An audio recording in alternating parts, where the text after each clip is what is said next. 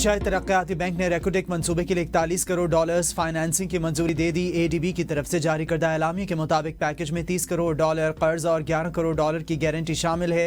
एशियाई बैंक के सदर ने कहा कि रेकोटेक मंसूबा पाकिस्तान के लिए गेम चेंजर मंसूबे से मेयारी रोजगार के मौके पैदा होंगे। मंसूबा तांबे और सोने की कान में तारीख की बड़ी गैर मुल्की सरमायाकारी होगा। रेकोटेक पाकिस्तान में माशी तरक्की गुर्बत में कमी का जरिया बनेगा। मंसूबा आलमी मादनियात की सप्लाई चेन को सहारा देगा। दुनिया में बढ़ती हुई अहम मादनियात की मांग को पूरा करने में मदद मिलेगी। रेकोटेक मंसूबा पाकिस्तानी मईशत को मजीद मजबूत और मुतनव्वे बनाएगा। एलामिया में कहा गया है कि रेकोटेक मंसूबा दुनिया की 5वीं बड़ी तांबे की कान होगी। पहले मरहले में सालाना 8 लाख टन तांबा कॉन्स्ट्रक्ट तैयार किया जाएगा। मंसूबे से आलमी सतह पर कॉपर की कमी पूरी करने में मदद मिलेगी। कॉपर इलेक्ट्रिक गाड़ियां, बैटरियां, मोबाइल फोन और डेटा सेंटर्स के लिए बुनियादी अहमियत रखता है।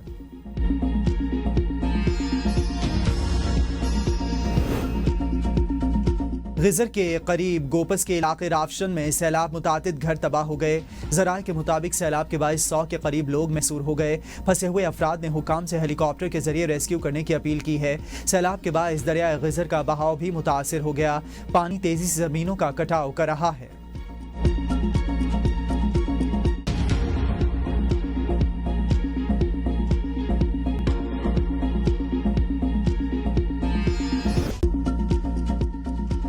कराची में एम ए जिन्ना रोड के करीब आतिशबाजी के गोदाम में धमाका, मलबे से एक और लाश बरामद। जाँ बहक अफराद की तादाद 5 हो गई। जान से जाने वालों में एक बच्चा भी शामिल। 34 से ज्यादा अफराद जख्मी, 3 की हालत तशवीशनाक। पुलिस के मुताबिक धमाके से करीब मौजूद गाड़ियों को शदीद नुकसान पहुंचा। गिरदोनवाह की बिल्डिंग्स के शीशे टूट गए।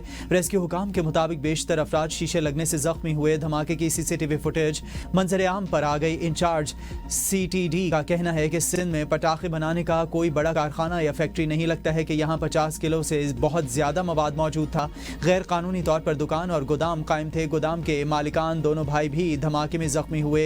एक भाई का इब्तदाई बयान लिया गया है। दोनों भाइयों को शामिल तफ्तीश किया जाएगा। दुकानदारों का पटाखों के कारखाने के मालिक की गाड़ी पर हमला, गाड़ी पर पथराव, शीशे तोड़ दिए। वज़ीर आला सिंध सैयद मुराद अली शाह का नोटिस, कहा कि रिहायशी इलाकों में ऐसे गोदामों की इजाजत नहीं, जिम्मेदारों के खिलाफ कार्रवाई होगी।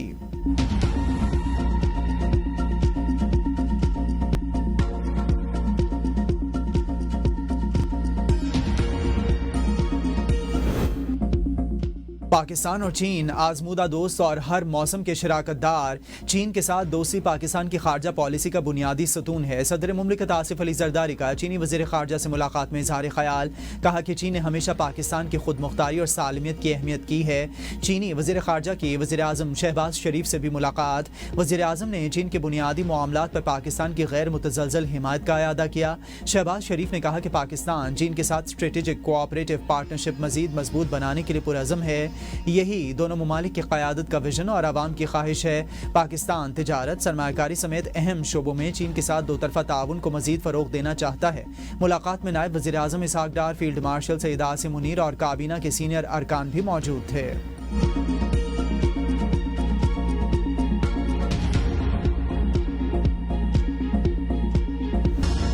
9 मई के 8 मुकदमात में बानी PTI की जमानत मंजूर। लाहौर हाई कोर्ट का फैसला कलअदम करार। सुप्रीम कोर्ट ने तहरीरी हुक्मनामा जारी कर दिया। 4 सफ़ात पर मुश्तमिल फैसला चीफ जस्टिस ने तहरीर किया। फैसले में कहा गया कि बानी PTI के खिलाफ शवाहिद की स्क्रूटनी जरूरी है। शवाहिद का जायजा ट्रायल कोर्ट ही ले सकती है। लाहौर हाई कोर्ट ने जमानत केस में हतमी किस्म की फाइंडिंग दी। सुप्रीम कोर्ट ऐसी कोई ऑब्जर्वेशन नहीं देगी जिससे किसी का केस मुतासर हो। ऐसे ही मुकदमात में दीगर मुल्जिमान को जमानत दी जा चुकी। बानी PTI का केस भी इसी तसलसल के उसूल पर देखा जाएगा। मुल्जिम को फीकस 1 लाख रुपए मचलकों के एवज बादस गिरफ्तारी जमानत दी जाती है। सुप्रीम कोर्ट ने दरखास्तों अपीलों पर तब्दील करने की मंजूरी दे दी।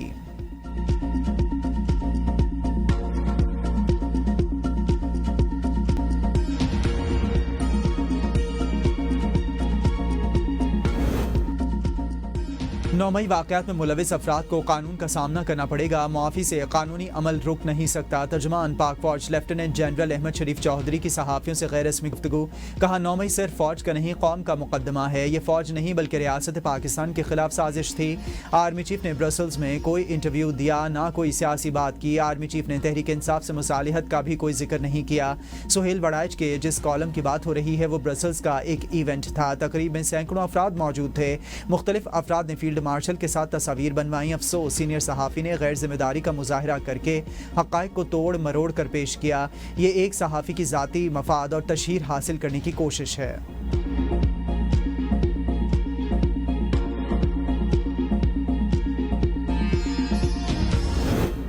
बानी की जमानत पर रिहाई कानूनी फैसला। इंसाफ के तमाम फैसले आइन और कानून की रोशनी में होने चाहिए। वज़ीर आला खैबर पख्तूनख्वा यमीन गंडापुर का अदालती फैसले पर रद्द-ए-अमल। कहा, बानी पर बनाए गए झूठे मुकदमात की कोई हैसियत नहीं। आइन और कानून पर अमल दरामद ही हकीकी इंसाफ है। जमानत पर रिहाई ने साबित कर दिया कि बानी चेयरमैन बेगुनाह हैं। सलमान अकरम राजा की पीटीआई रहनुमाओं के साथ प्रेस कॉन्फ्रेंस। कहा कि आज का दिन खुशी का दिन है, हमारी जद्दोजहद जारी रहेगी। अदालती फैसले ने साबित कर दिया कि बानी पीटीआई बेगुनाह हैं।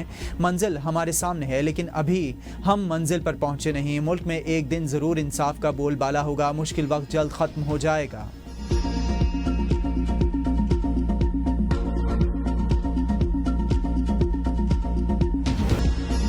जमानत का मतलब ये नहीं कि मुल्जिम बरी हो गया या खुद को बेवकूफ़ बना रहे हैं। वफाकी वज़ीर इत्तलात व नशरियात अताउल्लाह तारड़ की मीडिया से गुफ्तगू। कहा कि बानी पीटीआई 190 मिलियन पाउंड के मेगा करप्शन केस में मुलविस हैं।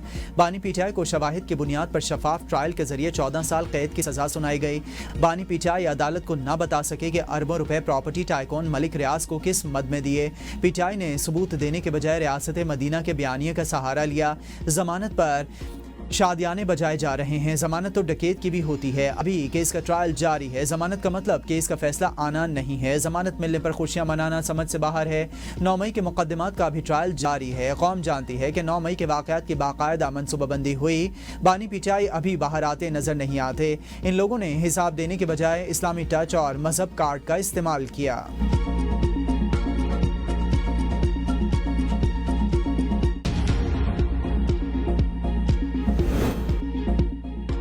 बानी पीटीआई की बहन अलीमा खान के घर पर धावा। नामालूम अफराद अलीमा खान के बेटे शारेस को साथ ले गए। तहरीक इंसाफ का दावा। कहा कि अलीमा खान के घर पर हमला करके घर वालों पर तशद्दुद किया गया। सलमान अकरम राजा ने कहा कि पाकिस्तान में किसी का घर और चार दीवारी महफूज नहीं। पुलिस और हाई कोर्ट में जाएंगे। इंतकामी कार्रवाई की गई है। शारेस का सियासत से कोई ताल्लुक नहीं। सेक्रेटरी इत्तलात पीटीआई शेख वकास अकरम ने शारेस खान की गिरफ्तारी की मजम्मत करते हुए कहा, chief justice Lahore high court मामले का नोटिस दें। वज़ीर आज़म के सियासी मुशीर राना सनाउल्लाह ने कहा कि अलीमा खान का इल्ज़ाम जब तक साबित नहीं होता तब तक वो सिर्फ इल्ज़ाम ही है।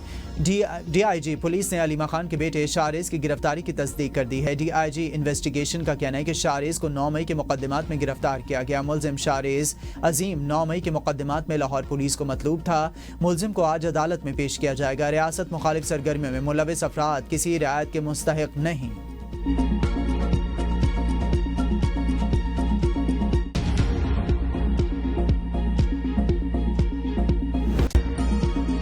कराची के मुख्तलिफ इलाकों में एक बार फिर मूसलाधार बारिश का सिलसिला आज भी वक्फे से जारी रहेगा। कराची और हैदराबाद समेत सिंध में मुमकिना सैलाब की भी वार्निंग।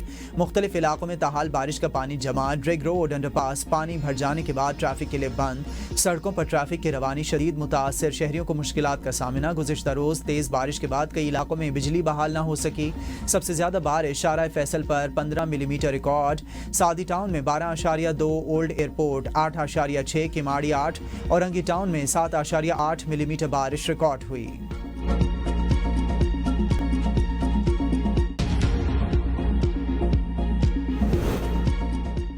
कराची में बारिश से शहरियों को होने वाली मुश्किलात पर वज़ीर आला सिंध ने मुआज़रत कर ली। कहा कि कराची में 3 घंटे में 180 मिलीमीटर बारिश हुई और लोग फंस गए। बटन दबाकर सारा पानी नहीं निकाला जा सकता। इतवार और पीर को बारिश होने की इत्तला दी गई थी। मंगल को इजलास जारी था कि बारिश शुरू हुई और 3 घंटे जारी रही। हमने सूरत हाल देखते हुए तातील का ऐलान किया ताकि लोग घरों में रहें। तातील के बावजूद लोग सड़कों पर निकल आए। सीनियर वज़ीर सिंध शर्जील इनाम मेमन कहते हैं कि नालों की पहले से सफाई कराई गई थी। अगर पहले से सफाई ना कराई गई होती तो माजी की तरह भी अब 5 दिन तक पानी सड़कों पर रहता। वज़ीर आला सिंध खुद सारे अमल की मॉनिटरिंग कर रहे थे। कराची में गैर मामूली बारिश हुई।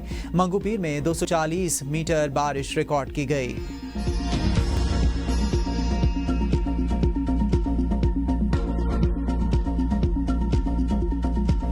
सिंध के बेशतर इलाकों में तेज हवाओं और गरज चमक के साथ मूसलाधार बारिश का सिलसिला जारी। हैदराबाद में बारिश शुरू होते ही मुख्तलिफ इलाकों में बिजली की फराहमी मुअत्तल। शहर दरिया का मंजर पेश करने लगा। कई इलाकों में पानी घरों और दुकानों में दाखिल। टंडू मोहम्मद खान में बारिश ने जलथल एक कर दिया। इंतजामिया मंजरेआम से गायब। निज़ाम ज़िंदगी मफलूज। मुतादिद नशेबी इलाकों का ज़मीनी राबिता मुनक़ता। शदीद बारिश के बायस कई कच्चे मकानात ज़मी बोस। मुतासरा ख़ानदान खुले आसमान तले रहने पर मजबूर। सांगड़ समेत मज़ाफ़ाती इलाकों में भी तेज़ हवाओं के साथ मूसलाधार बारिश। तमाम फीडर्स पर बिजली की फराहमी मुअत्तल। शहर की मेन शाहराहों समेत नशेबी इलाकों में पानी जमा। कपास की तैयार फसल को नुकसान का अंदेशा।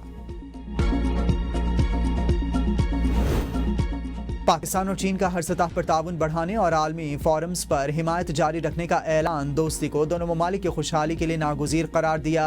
पाक चीन छठे स्ट्रेटेजिक डायलॉग के बाद मुश्तरका प्रेस कॉन्फ्रेंस में इसहाक डार ने कहा कि चीन को पाकिस्तान की खारजा पॉलिसी में कलीदी अहमियत हासिल है। पाकिस्तान की सालमियत और खुद मुख्तारी के तहफ़्फ़ुज़ के लिए चीन के अज़म को सराहते हैं। CPEC फ़ेज़ 2 अवामी सतह पर रवाबित और दो तरफ़ा ताउन को वुसअत देने के लिए पुरअज़म हैं। चीन के साथ तिजारत को मज़ीद फ़रोग़ देने के ख़्वाहां। इलाक़ाई अमन व काम हमारा मुश्तरका हदफ है। चीनी वज़ीर ख़ारजा वांग यी ने कहा कि चीन पाकिस्तान को अपना काबिल एतमाद इत्तेहादी तसव्वुर करता है। पाकिस्तान के साथ ताल्लुकात को नई बुलंदियों तक ले जा रहे हैं। इंसदाद दहशतगर्दी के शोबे में ताउन को मज़ीद बढ़ाएंगे। नायब वज़ीर आज़म इसहाक डार ने चीनी वज़ीर ख़ारजा की मुलाकात। वज़ारत ख़ारजा आमद पर इसहाक डार ने मेहमान का पुरतपाक इस्तकबाल किया।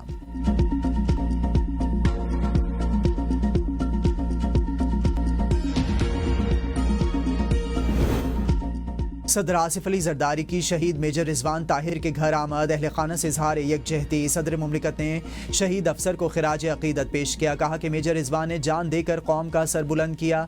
मेजर रिजवान शहीद बहादुर और निडर ऑफिसर थे। शौदा की कुर्बानियां रायगन नहीं जाएंगी। मेजर रिजवान ताहिर ने नोश किया ऑपरेशन में IED धमाके के नतीजे में जाम शहादत नोश किया।